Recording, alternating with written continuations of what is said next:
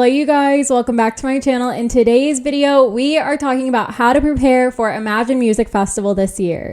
For those that don't know me, my name is Aid. I'm a music festival content creator, and I first attended Imagine Music Festival back in 2019. So I am so excited to make my return, and this time with some tips for you guys. So if you have never been to Imagine Music Festival, we can kind of talk a little bit about all the things to know about it so that you feel comfortable and excited in going. So without further ado, let's get into it. Feel free to comment down below if you're going and hit that subscribe button to vibe with me, and give this video a thumbs up if you like it. I will link down below a couple of things like the ticket link, the website, all of that stuff, but also my videos from 2019. So if you have any questions at all, or you want to know what the experience was like back in 2019, you can definitely refer to those videos. And like I said, comment down below any questions you guys have as we go throughout this video. This is just the first of many videos to come when it comes to Imagine Music Festival. So like I said, if you hit that subscribe button, you can stay up to date for all the things Imagine. This year, the festival is going to be September 17th through the 19th and is moving to a new venue in Chattahoochee Hills, Georgia. I probably butchered that name. I went to Imagine Music Festival when it was just outside in Atlanta, Georgia at the Speedway. I really did enjoy that venue. However, I've heard great things about the new venue, except for a couple things here and there. So we'll kind of talk a little bit about that. I did find a Reddit page for Imagine that I will also link down below, and that's kind of where I was getting a feel for the stuff going on with the new venue and stuff like that as well. Something also to note is that tickets are 70% sold out, so I will link the ticket link down below. I did VIP in 2019 as I was a part of the Influencer Ambassador program, and that is what I will have this year as an influencer slash ambassador in that program. I did really like VIP, the different views, different amenities and stuff like that they had in there. I did have a review of it that I will link up here. I might do another video kind of talking more about what's included in VIP. We'll see about all of that, because I did do a lengthy video that just kind of tacked on the VIP experience. But if you just want to kind of know the tea on it, I really liked it in terms of having the separate bathrooms, having bars, and having different viewing points and stuff like that. We didn't really use it too much in 2019 just because we did have someone in our group that was not 21 and did not get VIP. So we kind of had to go back and forth, but I did really like it just for the fact of having nice, clean trailer bathrooms, you know? Definitely get on those tickets because it is 70% sold out. I definitely think this event will sell out before we even get to September. I also did do a lineup video, so if you are interested in what artists I'm most excited to see and my recommendations, I will also link that up here. Like I said, there's some new things coming with 2021 being in a new venue. This is what they had to say on their website, which I'll read here. So what's new in 2021? Now located at one of the most beautiful event facilities in the nation, the Buckhart Farm in Chattahoochee Hills. There's an all-new festival and camping layout, improved campgrounds and lush grass fields and forest bathing, new natural and organic feel with topography integrated into festival, brand new pool design, expansion of the Saturday pool party with headliners, that's John Summit and Cascade, stages set on beautiful grass pastures with rolling hills, lakes, and forests. I'm really excited for this naturey part here. Like, my tourist sign is thriving, you guys. Brand new stage designs, new food vendors with plenty of organic, healthy, and local options, all new beverage program, all new VIP program with enhanced platinum VIP experience, and then bigger gaming and esports experience. I remember that last year they had a big gaming area. We didn't really check it out, but we walked past it. It looked kind of cool.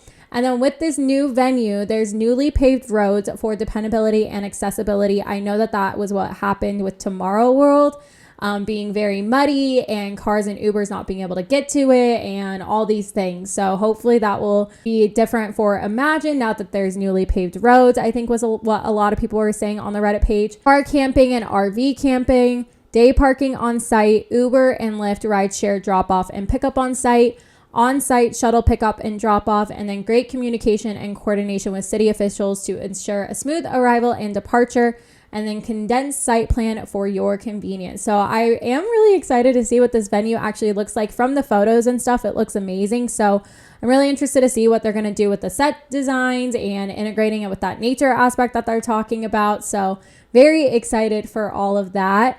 So that is just some of the things to kind of look forward to as you are planning and thinking about the experience, kind of what's all integrated. These are the things I think about too with that. So some of the main things I'm going to talk about is finalizing your travel and planning, that kind of thing. What to pack, just talk about that a little bit. What to wear, I'm going to have a separate video on that. And then just some other general tips to think about as you are going and preparing for this music festival. What are like my top tips for this festival specifically? So finalizing travel, where to stay, transportation, all the things like that. I will be traveling from Austin, Texas, and I will most likely be doing a hotel and shuttle. That is what we did in 2019, and I thought that whole process was super easy. What we did was we booked at a hotel near a shuttle stop, and so all we had to do was walk over to the hotel with the shuttle stop and hop on the shuttle there. I believe the pass was like $100 maybe.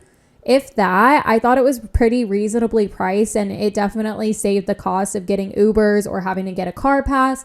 Since we were flying in, it just seemed like the best idea, and it worked out really well for us. We had no issues with the shuttles going there or leaving or anything like that. So I really enjoyed that whole experience. So I think we will be doing the same. I like to go to out-of-state festivals and camp most of the time. But for a festival like Imagine, I don't know why, just doing it for a 3-day festival, I'm kind of like, whereas doing it for like a 4-day kind of thing with like Electric Forest and Coachella, I'm more willing to do. I've heard great things about camping. It's really easy and seamless to go back and forth between your campgrounds and the venue. You don't have to worry about things like traffic, mainly traffic, and any transportation issues to getting to the venue. For me, it's just more ease of access doing the whole hotel and shuttle thing. But if you want to camp, I've heard great things about it. You can definitely check out the Reddit page for more feedback and info on it. As for if you are coming out of state and camping, I do have videos from Electric Forest on how to plan something like that when it comes to packing that I'll link up here. Living by the F Word has also been putting out a lot of amazing camping content that I will also link down below for you guys. I will have some camping content coming out soon. I'm doing a bunch of series over summer relating to that kind of stuff, so stay tuned for all of that. But that's kind of the options you have. I know that car camping did sell out, but they do have some other options. Pre-made tents that you can purchase. You can also do RVs, stuff like that. I just know that group camping and car camping are sold out. So those are some things that you can still look into if you want to do camping. Hotel and Airbnbs, I've been hearing that it's really hard to find some hotels that are really close. There might be some Airbnbs here and there that are close. You kind of just have to look and see. And then from there, decide if you want to do a car, whether you rent a car or you're, in state and you have your car. They do have parking passes for that available. And then if you want to also do Ubers or do the shuttles. So we're leaning towards the shuttles. It's just a guaranteed ride. You don't have to worry about, Ubers coming out there trying to pick you guys up or anything like that. And you have a guaranteed ride with the shuttle. So that's what we're looking at. And they also do have hotel takeovers, which includes the shuttles with it. So that's all listed on their website. They're doing it through Unity Travel. And so those are kind of the options you have when it comes to planning where to stay and things like that. And so pros and cons kind of, hotel, you get the bed, you get the shower, same thing with an Airbnb. In the Airbnb, you might get a kitchen. You have access to all of that, of course. Cons is probably transportation sometimes. You just never know if you're going to be able to get an Uber, if the shuttles are going to be on time, if you're going to be waiting a long time for shuttles or Ubers, things like that. And also like parking situations sometimes can be a little bit of a nightmare. So it really just depends. But also it's ease of access. So if you're traveling out of state like me, that might be a great option. And then camping, honestly, there's not a whole lot of cons to it, except for the fact of having to bring all your stuff with you. So if you are out of state, it can be hard, but it is doable, So I'm being lazy in that sense by not camping, but I love camping at any festival just because of the ease of access, being able to get to and from the venue. I thought of another con, and weather. Sometimes weather can be unpredictable while camping. So sometimes you might have to deal with mud, rain, who knows, super hot, that kind of stuff. If you get super hot and sweaty in that tent, there's really not a whole lot you can do. They do have showers available, but if you are a more like hygienic, clean person, that might be a con for you. I use baby wipes. I take maybe 1 or 2 showers throughout the whole weekend. It really just depends. So that could be a pro or a con depending on who you are. As for what to pack and bring, you're going to pack what you need for the festival and then anything you might need outside of it as you're traveling. Any items that you'd wear outside. So I do have some packing videos from how to pack for a festival. I definitely need to do an updated one. I think when I go to ARC Music Festival for Chicago, and then whenever I do my next camping one again. But I do have my Electric Forest packing videos. Those are the ones where I did camping and festivals and everything like that. So you can check out that video, like I said. And I'll have some more coming on the way. But I've done some packing videos, I believe, so I'll link whatever I can down below for you guys to help you out there. As for what to wear, so like I talked about, I will be doing a separate video with some more ideas also with what I'm going to be wearing because I need to figure that out. I have a couple of ideas, but I did do a video last year documenting the outfits that I was going to wear to 2019's Imagine Music Festival. Also, we'll link that up here for you guys so you guys can see. The cool thing about Imagine that kind of makes it stand out and that is different is that it is all aquatic kind of theme. You can go mermaid theme, mermaid theme, waves, ocean, Dory, Finding Nemo. That's all what's coming up for me right now.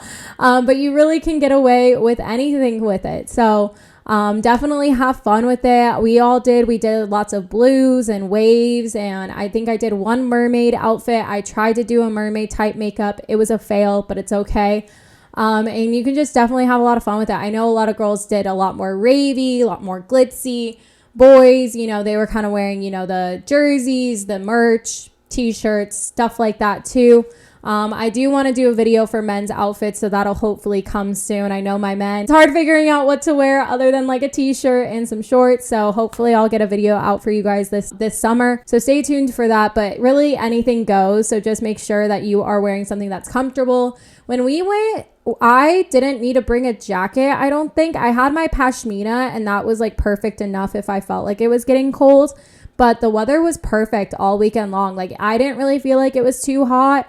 And we had a fan if we did, but I didn't really have too many complaints about the weather, to be honest. So it was a really great weather weekend. I hope it stays the same, especially at this new venue, because I know it's an hour away from the old venue. So hopefully that doesn't change the weather too much, As for staying healthy, they have not announced any health and safety precautions necessarily or any policies. I know this is more so in September, so they haven't really announced what that is, probably because they're waiting to see how the situation is with the US at that point.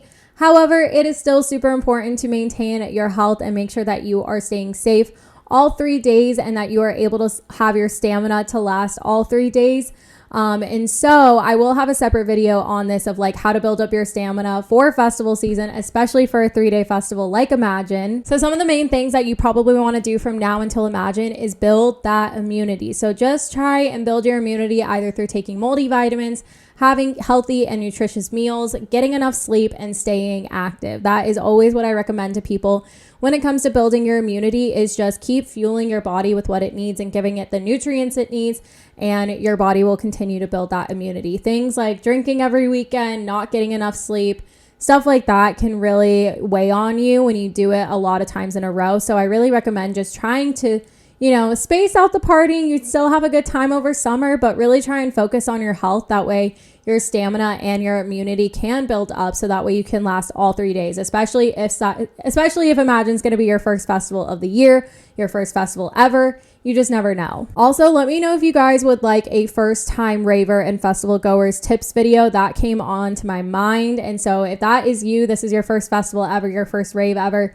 let me know in the comments down below if that is a video you guys would like to see. I did do a video that was tips on your first festival back, just some general things to think about that I will also link up here.